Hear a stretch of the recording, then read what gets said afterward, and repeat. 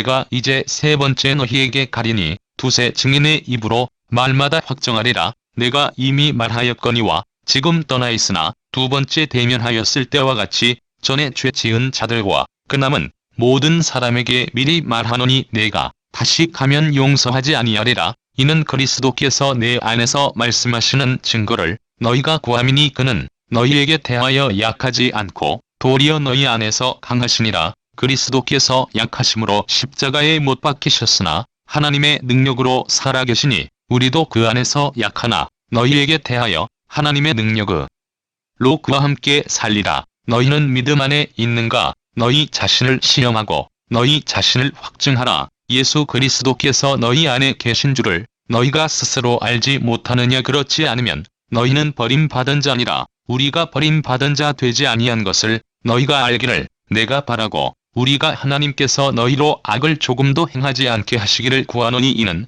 우리가 옳은 자임을 나타내고자 함이 아니라 오직 우리는 버림받은 자 같을지라도 너희는 선을 행하게 하고자 함이라. 우리는 진리를 거슬러 아무것도 할 수 없고 오직 진리를 위할 뿐이니 우리가 약할 때에 너희가 강한 것을 기뻐하고 또 이것을 위하여 구하니 곧 너희가 온전하게 되는 것이라. 그러므로 내가 떠나 있을 때에 이렇게 쓰는 것은 대면할 때에 주께서 너희를 넘어뜨리려 하지 않고 세우려 하여 내게 주신 그 권한을 따라 엄하지 않게 하려 함이라.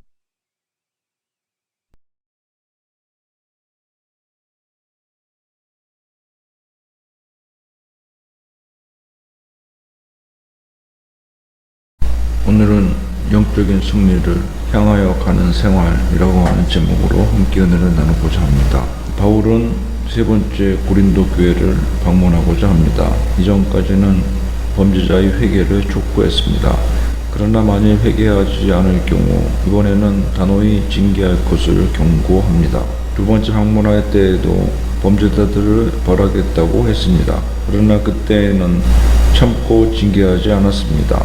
범죄자들은 바울의 경고를 공연한 위협으로 여기고 회개하지 않을 뿐만 아니라 오히려 바울을 비난했던 것입니다. 그래서 바울은 이번에는 더 이상 참지 않고 징계할 것을 예고하는 것입니다. 그는 그의 사도적 권위를 행사하겠다는 것입니다. 그럼에도 바울은 범죄자들이 그 전에 회개함으로 징계하는 일이 일어나지 않기를 희망하였습니다. 살펴보겠습니다. 먼저 철저한 회개에 대한 교훈을 말씀합니다. 바울이 두 번째 방문에 징계를 하겠다고 다짐한 것은 본문 1절에 내가 이제 세 번째 너희에게 가리니 두세 증인의 입으로 말마다 확정하리라 라는 기록으로 자세히 나타나 있습니다. 두세 증인의 증언이 있어야 하기 때문에 횟수도 그 증인의 숫자에 맞추어 2번 이상으로 한 것 같이 여겨지는 부분입니다. 이는 범죄자의 심판에 있어서 이와 같이 신중하여야 하며 단순한 심증이나 추측성으로 다른 사람을 매도하거나 비난하는 일이 있어서는 안 됨을 고려한 것이라고 하겠습니다. 이처럼 징계는 되도록 일어나지 않는 것이 좋겠고 다만 꼭 필요한 경우에는 바로잡기 위해서 확실한 징계를 하되 충분한 징계와 검토가 사전에 필요함을 알 수 있습니다. 이는 우리 성도들이 교회 내에서는 물론이거니와 교회 밖의 사회에서 일상생활에서 사람들과 관계할 때에 섣불리 남을 교훈하려 하거나 판단하여 정죄하기를 일삼는 교만하고 독선적인 생각을 금해야 함을 깨달을 수 있습니다.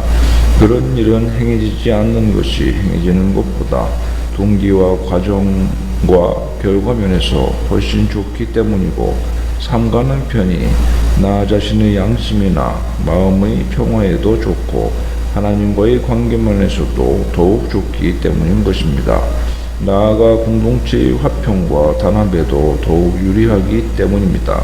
본문 2절에 내가 이미 말하였거니와 지금 떠나 있으나 두 번째 대면하였을 때와 같이 전에 죄 지은 자들과 그 남은 모든 사람에게 미리 말하노니 내가 다시 가면 용서하지 아니하리라고 말씀하고 있습니다.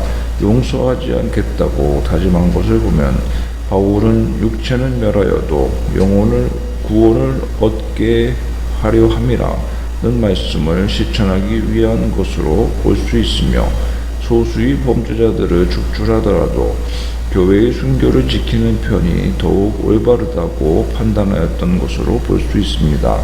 이처럼 가장 중요하고 우리가 소중히 지켜내야 할 것은 영혼의 순결이고 신앙 양심이 건강한 것입니다.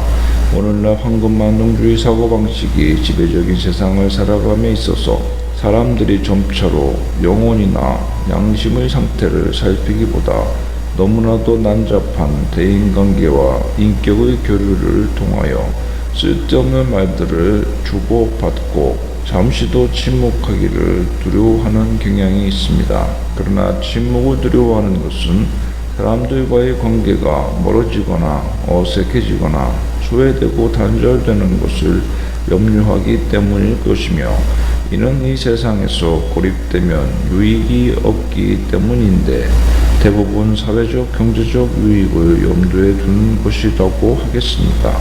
그러나 우리가 신앙인으로서 먼저 살펴야 하는 것은 신앙 양식인 것입니다.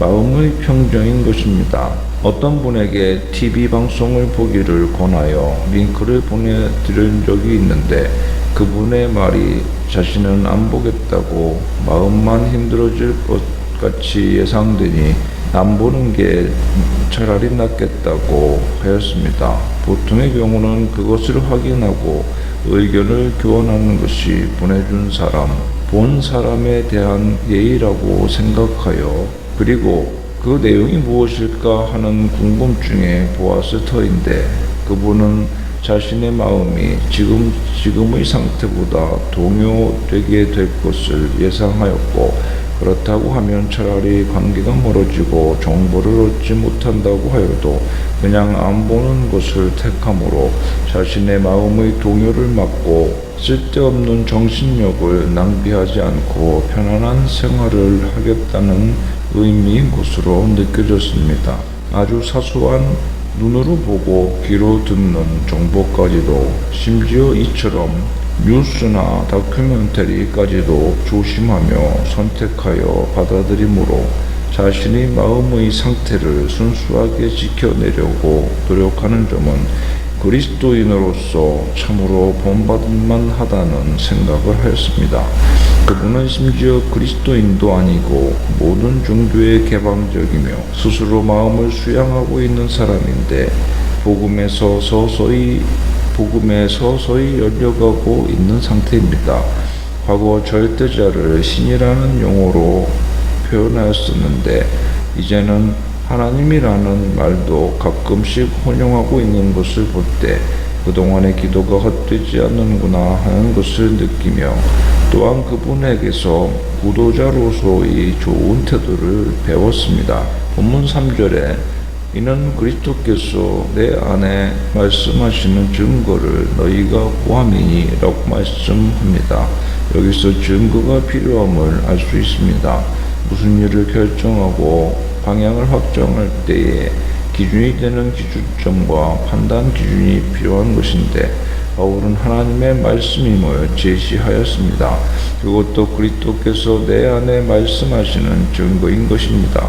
그러므로 성도는 성령의 감동으로 자신의 마음에 깨달은 하나님의 말씀대로 판단하고 그것을 기준으로 방향을 정하여야 올바른 줄로 믿으시기 바랍니다. 세상 사람들은 세상의 부나 권력을 기준으로 삼습니다.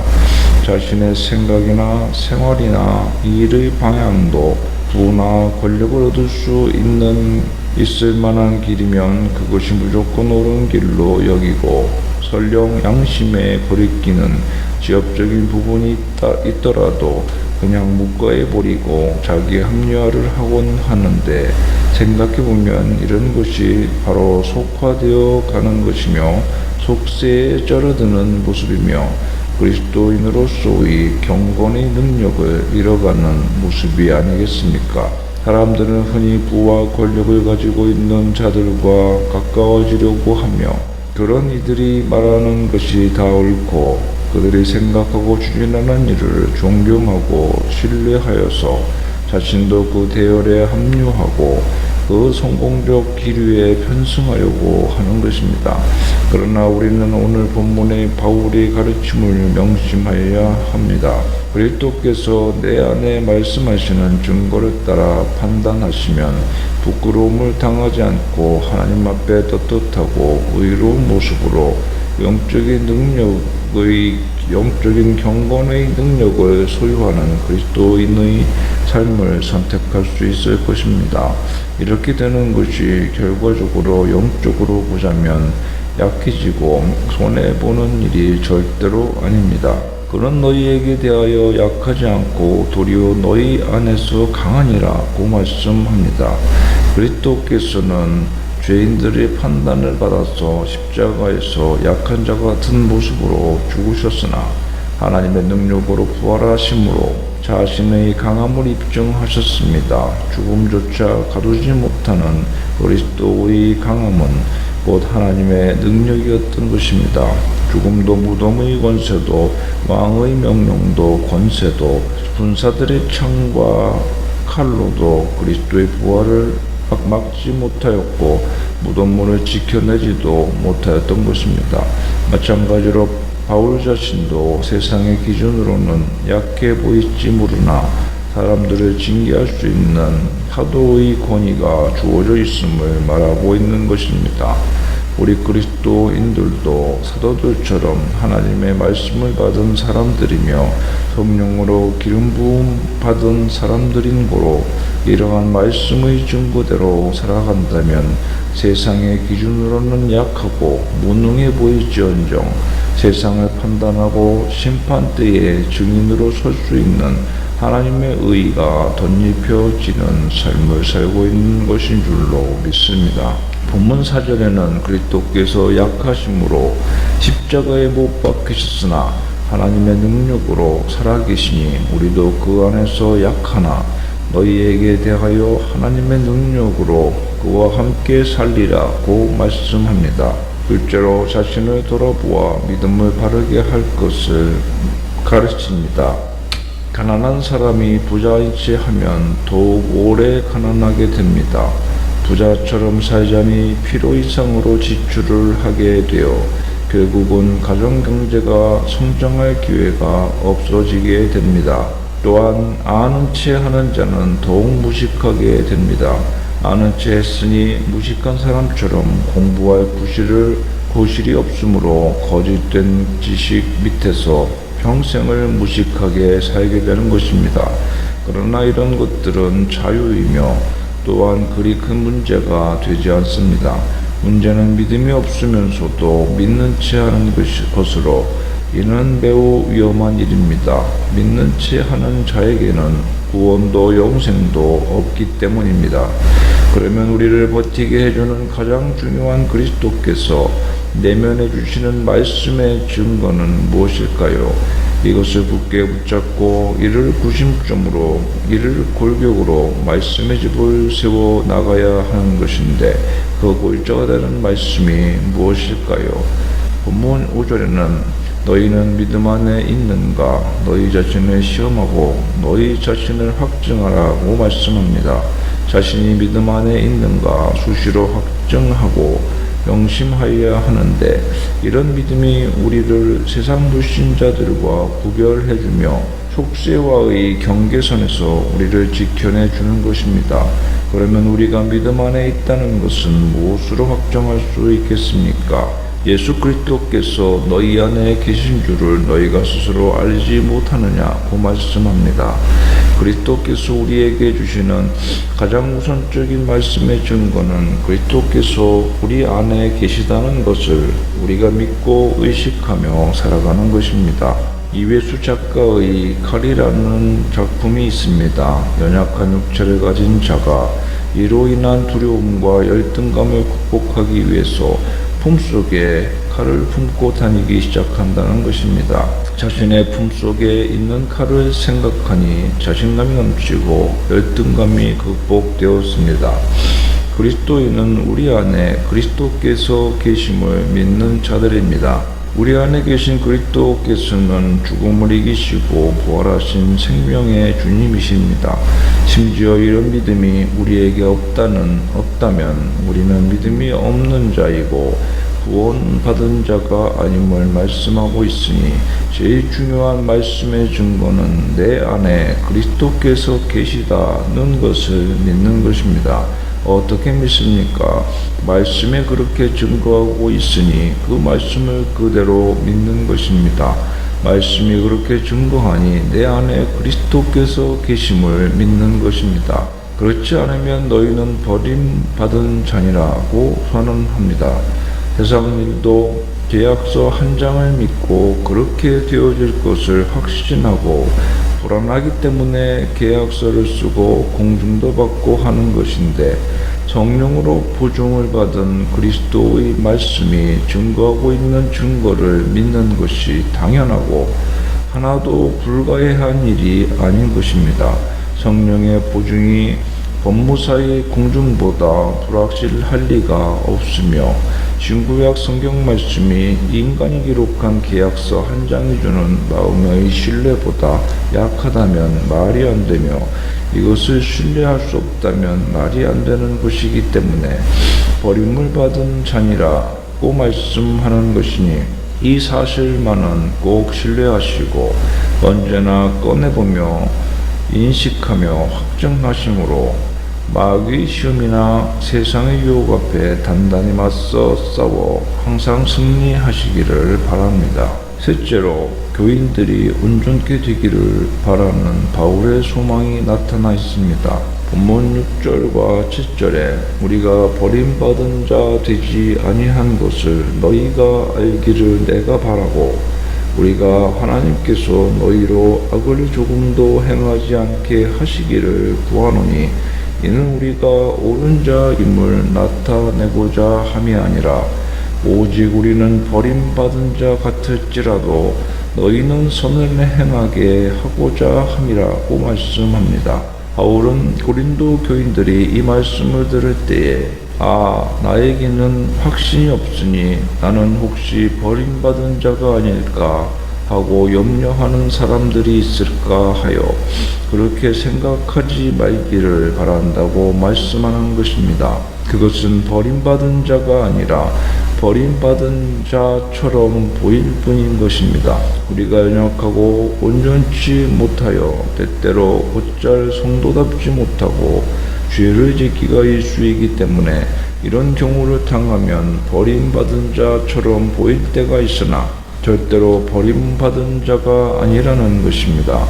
그러니 그렇게 생각하지 말고 버림받은 자처럼 자신을 보이게 하는 그 죄악과 오염된 부분을 도려내고 회개하고 수정하여 자신은 버림받은 자가 아님을 스스로도 확증하라고 하는 것입니다.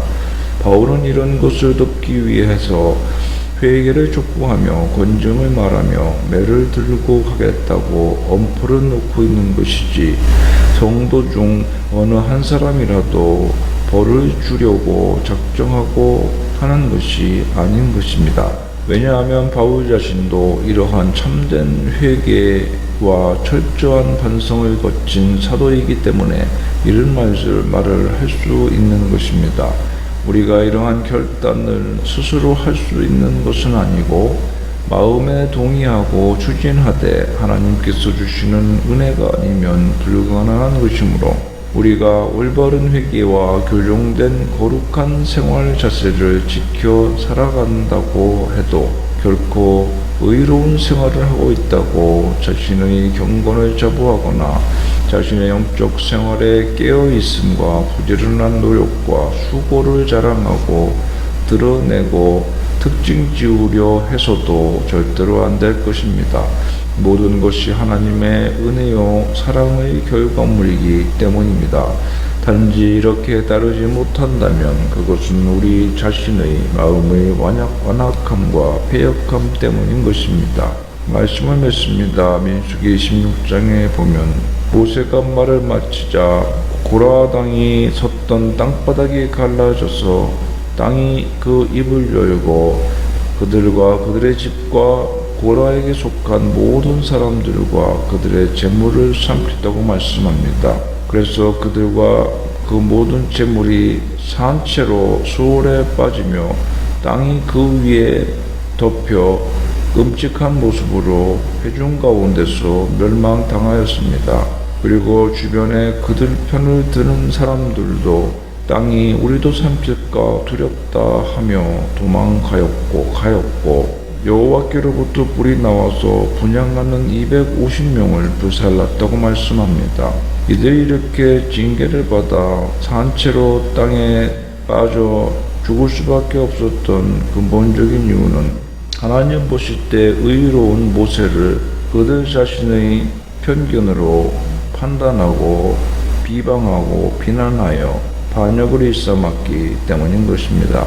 그러므로 오늘 우리는 이웃을 판단하고 교회의 문제들을 처리할 때 막연한 추측이나 소문 따위에 휩쓸려 문제를 더욱 악화시키는 어리석음을 범하지 않도록 해야 하겠습니다. 그리고 오늘 말씀을 통해 실로 하나님의 말씀은 세상 사람들에게도 빛이 됨을 다시 한번 보면서 우리도 이 말씀을 금과 옥조로 삼아 매사를 신중하게 결정하고 공의로 판단함으로써 하나님의 의와 교회의 덕을 옳게 세우는 성도들이 되어야 하겠습니다.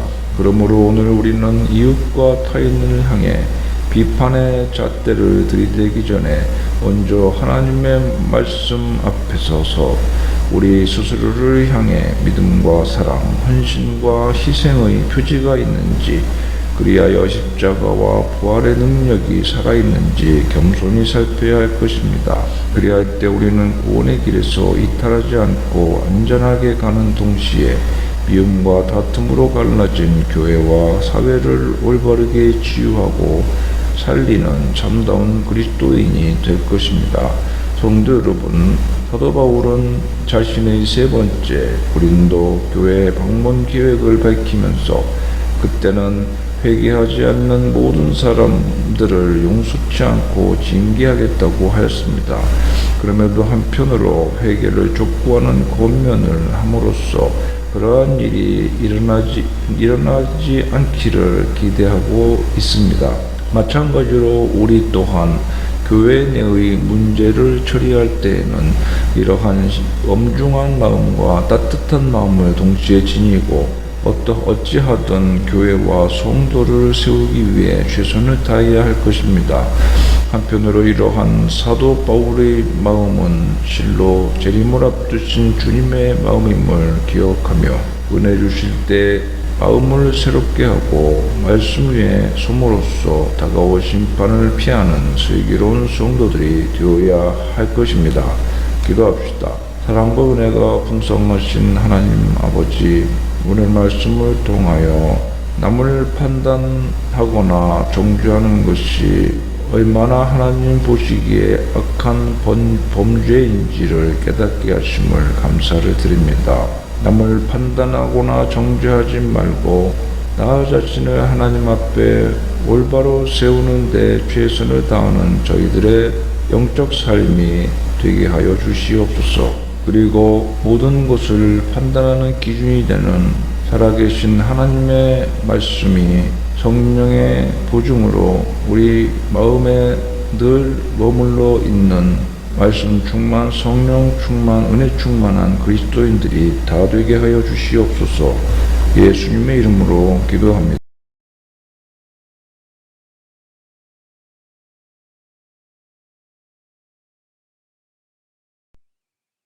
433장 귀하신 주여 날 붙드사.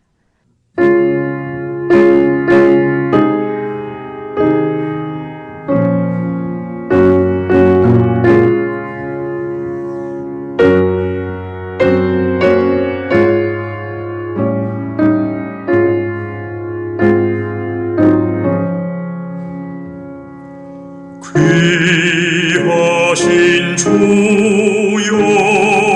날 붙드사 주께로 날마다 더 가까이 저 하늘 나라 나 올라가 구주의 봄 아래 늘 안기요 영생의 복 받기 원합니다. 동할할 물 건너 없어도 날마다 주께로 더 가까이 내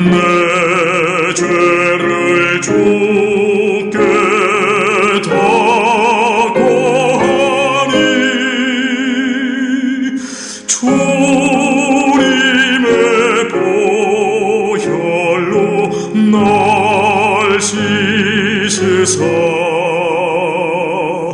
눈보다 더이게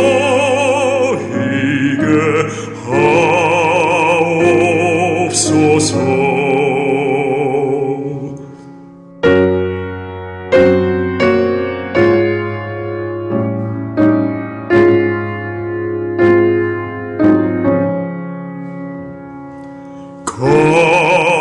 가라간 마귀 날 꿰어도 주 예수 앞으로 더 가까이 이 세상 속한 그 허영심 또 추한 생각을 다 버리니 정결한 마음 내게 늘 주소서. 이 세상 내가 살 동안에 주께로 날마다 더 가까이 저 배는 천국 나들어가